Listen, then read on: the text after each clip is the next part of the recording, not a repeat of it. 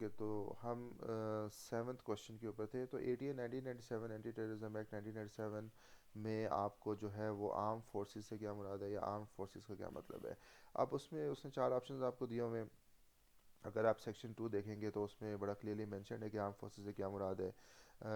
इसमें एक उसने आपको कहेगा the military and naval forces of Pakistan है।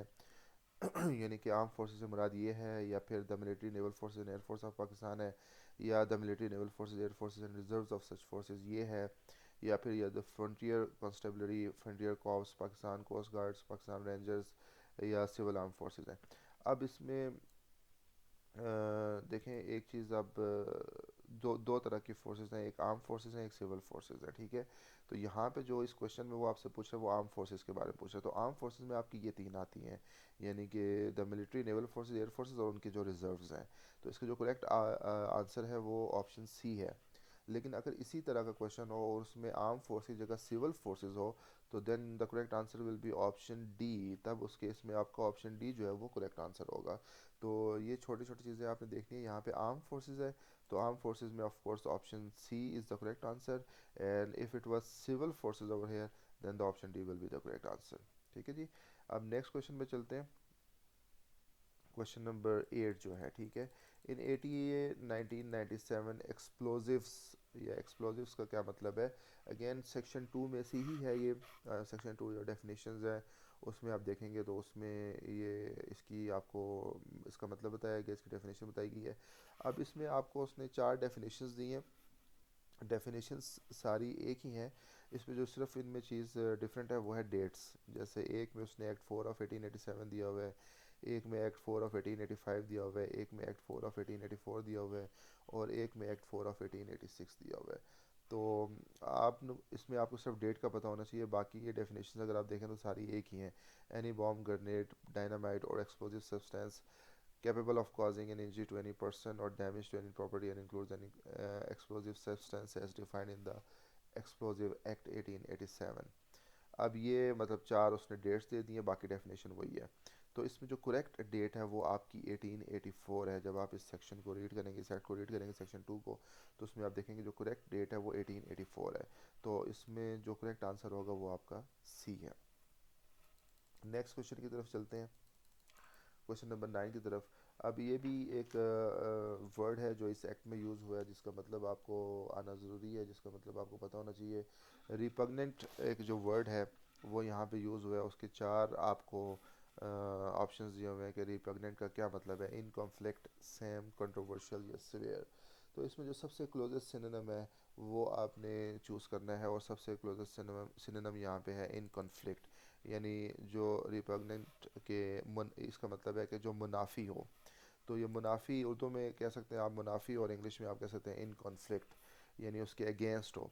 तो रिपग्नेंट जो है वो उसका मतलब यहाँ पे जो सबसे क्लोजेस्ट सिनोनिम है वो है इन कॉन्फ्लिक्ट। तो ये ऑप्शन ए जो है ये आपका करेक्ट आंसर होगा इसका। नेक्स्ट क्वेश्चन की तरफ चलते हैं। आपके पास क्वेश्चन नंबर 10 है, अगेन सेक्शन 2 में से है। इन 80 1997 फायर आर्म्स मीन्स, यानी कि फायर आर्म का क्या मतलब है। जो एंटी टेररिज्म एक्ट 1997 है उसमें फायर आर्म से क्या मुराद है।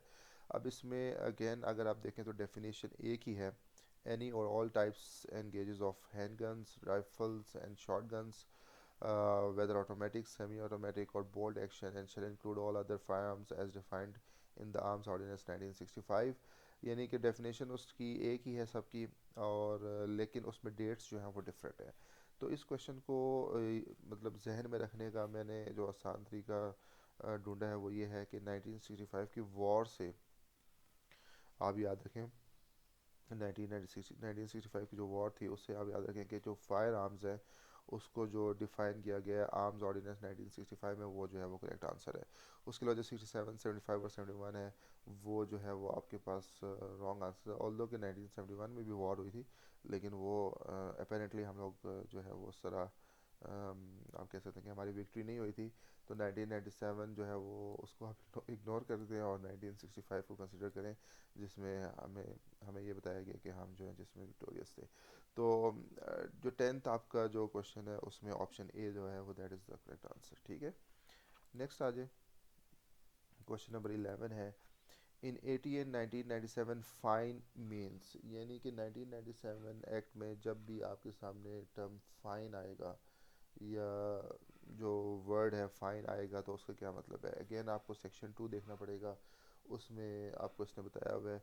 अब इसके चार ऑप्शन उसने दिए हुए हैं। Pecuniary amount to be determined by police, pecuniary amount to be determined by innocent, pecuniary amount to be determined by court और pecuniary amount to be determined by ATA। अब पिक्यूनरी अमाउंट का मतलब है एक रकम। पिक्यूनरी कहते हैं कोई भी चीज़ जो आपके पैसों से रिलेटेड हो, जो भी मनी से रिलेटेड है, ठीक है। तो एक ऐसी रकम जो पुलिस ने, यानी कि फ़ाइन से मुराद ये है कि ऐसी रकम जो पुलिस ने डिटरमिन करनी है, या ऐसी रकम जो इनोसेंट जो है जिसके अगेंस्ट वो ऑफेंस हुआ उसने डिटरमिन करनी है, या ऐसी रकम जो किसी कोर्ट ने डिटरमिन करनी है, या ऐसी रकम जो एटीए ने डिटरमिन करनी है। तो इसमें आपने देखना है कि करेक्ट आंसर कौन सा है।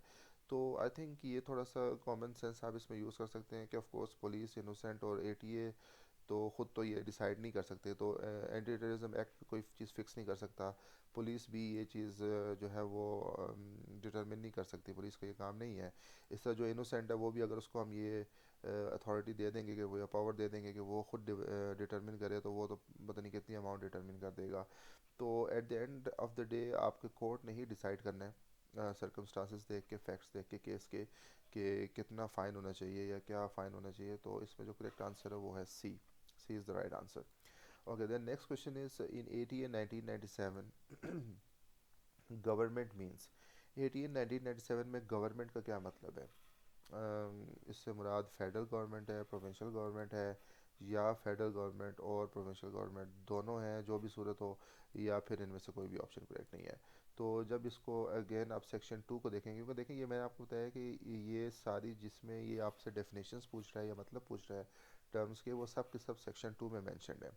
तो ये भी आपसे क्वेश्चन पूछा जा सकता है कि सेक्शन 2 जो 80 है 1997 का सेक्शन 2 है उसमें क्या बताया गया। तो उसमें डेफिनेशंस बताई गई है जो अब बार बार आपके सामने आ रही हैं।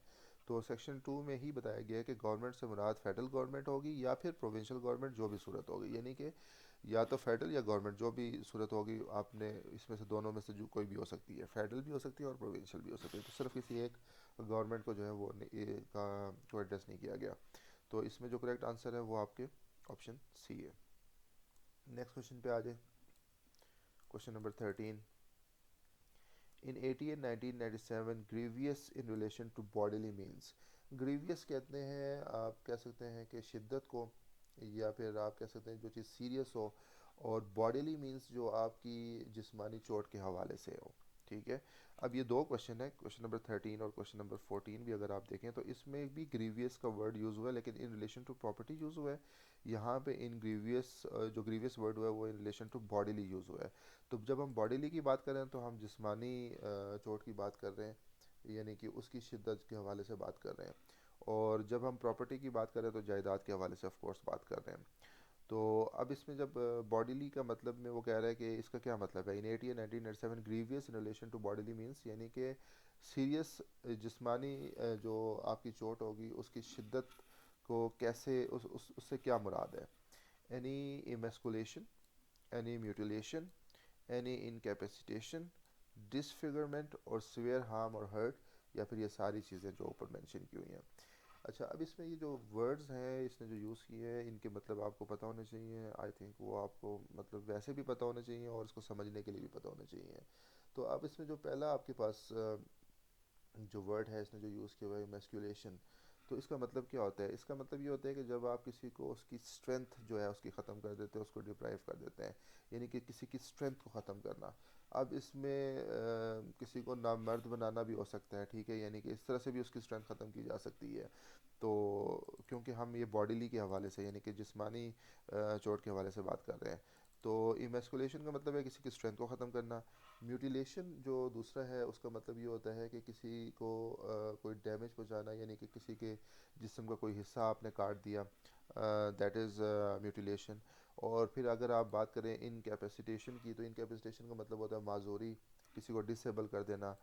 डिसफिगर का मतलब करना, डिसफिगर का मतलब ये होता है किसी को डी शेप करना, किसी की शक्ल बिगाड़ देना, या किसी को कोई हार्म पहुंचाना, हर्ट पहुंचाना। तो ये आप वो कहता है कि इन रिलेशन टू बॉडीली, यानी कि जिस्मानी शिद्दत के हवाले, जिस्मानी चोट के हवाले से जो है वो इनमें से कौन सा ऑप्शन जो है वो आपके ख्याल से ठीक है।